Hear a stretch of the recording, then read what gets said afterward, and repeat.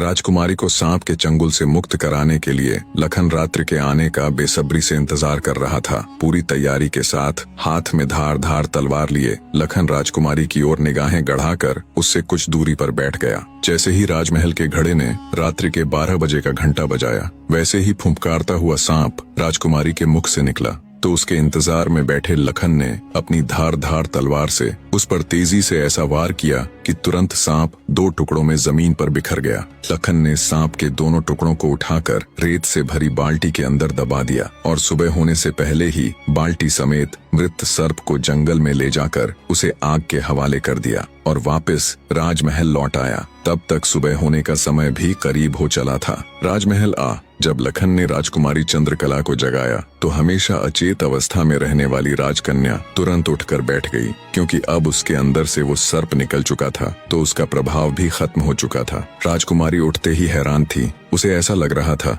जैसे पता नहीं वो कितने सालों से नींद में थी। जब लखन ने राजकुमारी से उसके स्वास्थ्य के बारे में पूछा तो अचंभित राजकुमारी ने अपने आप को बिल्कुल ठीक बताया। तब तक सुबह भी हो चुकी थी। उधर राजा भी पूरी रात सोया नहीं था, उसे बस इंतजार था तो सुबह का। जैसे ही सुबह हुई, राजा बेसब्री से भागा भागा राजकुमारी के कक्ष में आया। जब उसने बिल्कुल सही सलामत अपनी बेटी को बैठे और बात करते पाया तो उसकी खुशी का ठिकाना ना रहा। आंखों में अश्रु लिए राजा ने तुरंत अपनी लाडली बेटी को गले लगा लिया। भरे हृदय से राजा ने हाथ जोड़कर लखन का शुक्रिया अदा किया और अपनी शर्त के अनुसार राजकुमारी चंद्रकला का विवाह लखन के साथ कर दिया। जब राजा ने लखन को अपना आधा राज्यपाट देना चाहा तो लखन ने राज्य लेने से साफ मना कर दिया। ऐसा स्वाभिमानी दामाद पाकर राजा चंद्रसेन खुशी से फूला नहीं समाया। उसने खुशी खुशी बहुत सारा धन देकर अपनी बेटी चंद्रकला को लखन के साथ विदा कर दिया। जब राजकुमारी चंद्रकला को ले लखन अपने राज्य उज्जैन नगरी पहुंचा तो उसकी भाभी समेत पूरे परिवार ने